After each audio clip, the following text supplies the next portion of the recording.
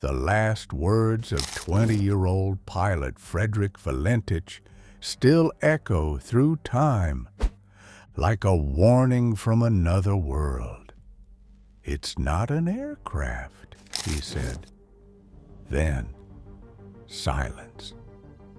On October 21st, 1978, Valentich took off from Melbourne, Australia. He was flying a small single-engine Cessna 182L, bound for King Island, but he never arrived. What was supposed to be a routine flight became something else entirely. One of the most chilling aviation mysteries in history. Because what Frederick reported in his final moments wasn't just strange, it was impossible. And if what he saw was real, it changes everything we think we know. Frederick Valentich wasn't a reckless thrill-seeker. He was a licensed pilot with over 150 hours of flight experience. Ambitious, disciplined, and obsessed with aviation. His dream was to one day fly commercial airliners, but beneath that passion was a fascination with something else. UFOs. Friends and family said he often spoke about them. He even worried about what he'd do if he ever encountered one. In fact, just weeks before his disappearance, he told his father he was worried about UFOs interfering with his flights. It sounded like idle curiosity at the time, but after what happened on that October evening, it suddenly felt like a premonition. The flight itself began normally. At 6:19 p.m., Valentich radioed Melbourne Air Traffic Control. He reported that he was en route to King Island flying over Bass Strait. The skies were clear. There was no indication of mechanical issues. But at 7:06 p.m., something changed. Frederick radioed in again, his voice calm but cautious. He said there was an unknown aircraft hovering above him. It was long, metallic, and moving at high speed. He couldn't identify it. He described it, circling his plane, and at times seeming to play with him. Melbourne ATC couldn't see anything on radar, but Frederick was adamant. He wasn't alone in the sky. His next transmission came just moments later, this time more urgent. He said the object had a shiny metal surface and a green light. It kept vanishing, then reappearing somewhere else. He sounded disoriented, confused. "It's not an aircraft," he said again. Then he reported that his engine was beginning to rough idle. The plane was losing stability. He tried to describe the craft's movements, but his words became fragmented. Then came the final chilling moment. A metallic scraping sound broke through the radio. And after that, nothing. Frederick Valentich had vanished from both radar and radio, as if he'd been plucked out of the sky. A full-scale search was launched immediately. Air and sea teams combed over 1,000 square miles of the Bass Strait. They found no wreckage, no oil slick, no trace of the Cessna. It was as if the plane had never existed. Authorities initially suggested it was a crash. Maybe it was a pilot error, disorientation, or even suicide. But Frederick's family rejected that ultimately.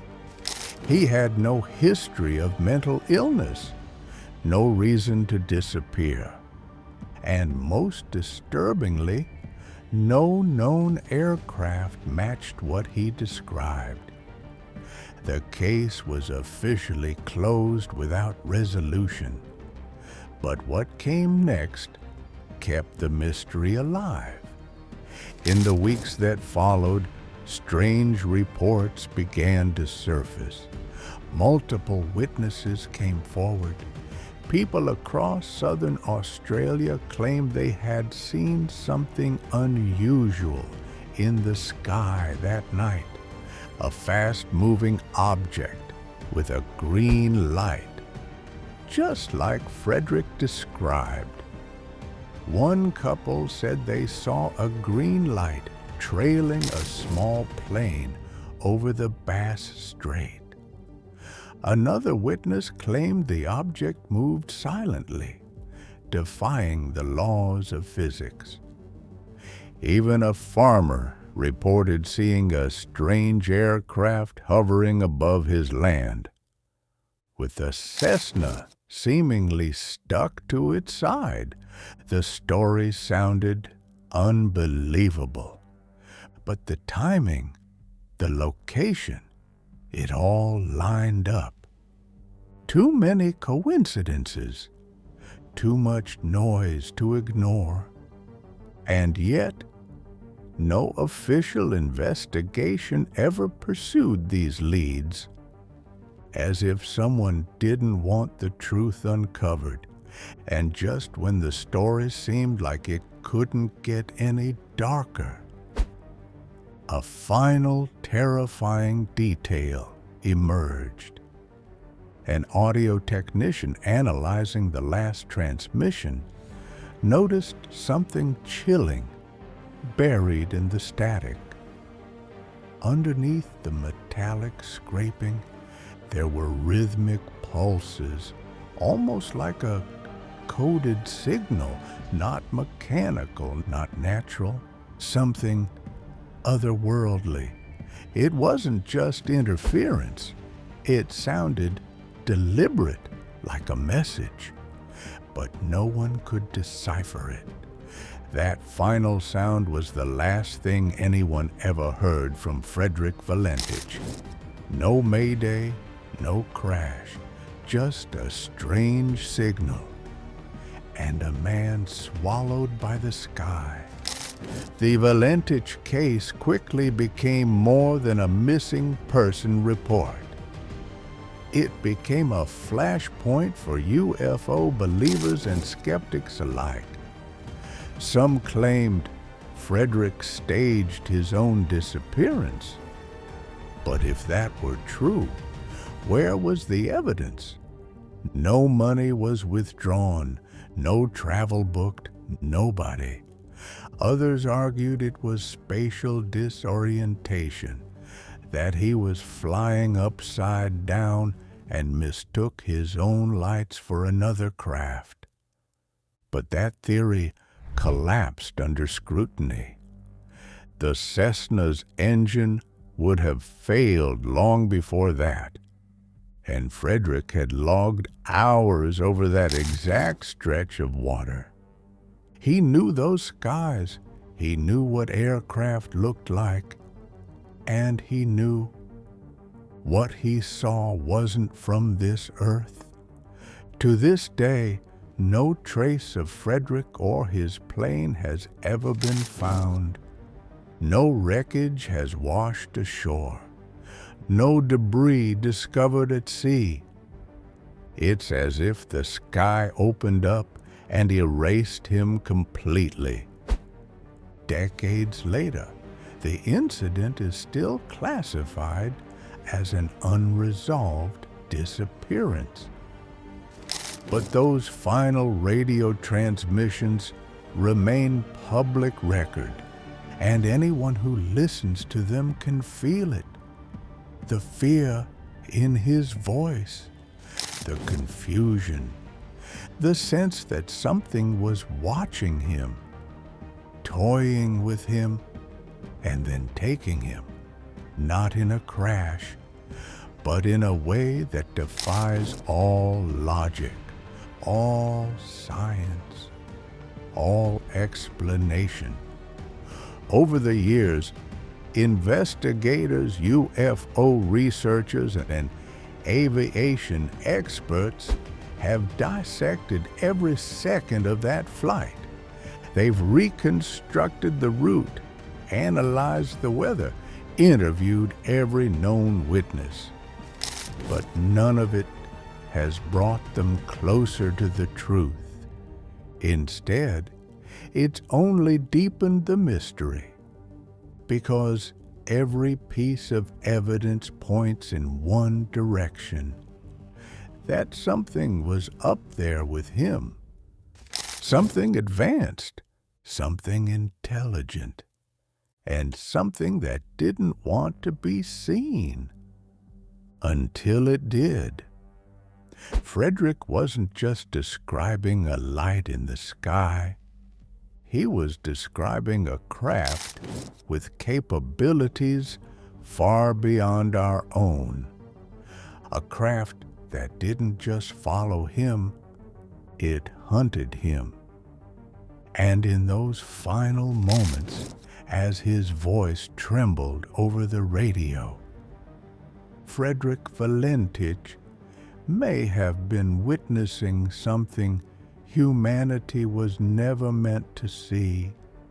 The scraping noise, the pulsing signal, the green light in the sky, all signs of an encounter far beyond human comprehension. Not a weather balloon, not a military aircraft, something else. Something that took him, whether to study, to silence, or to send a message, no one knows.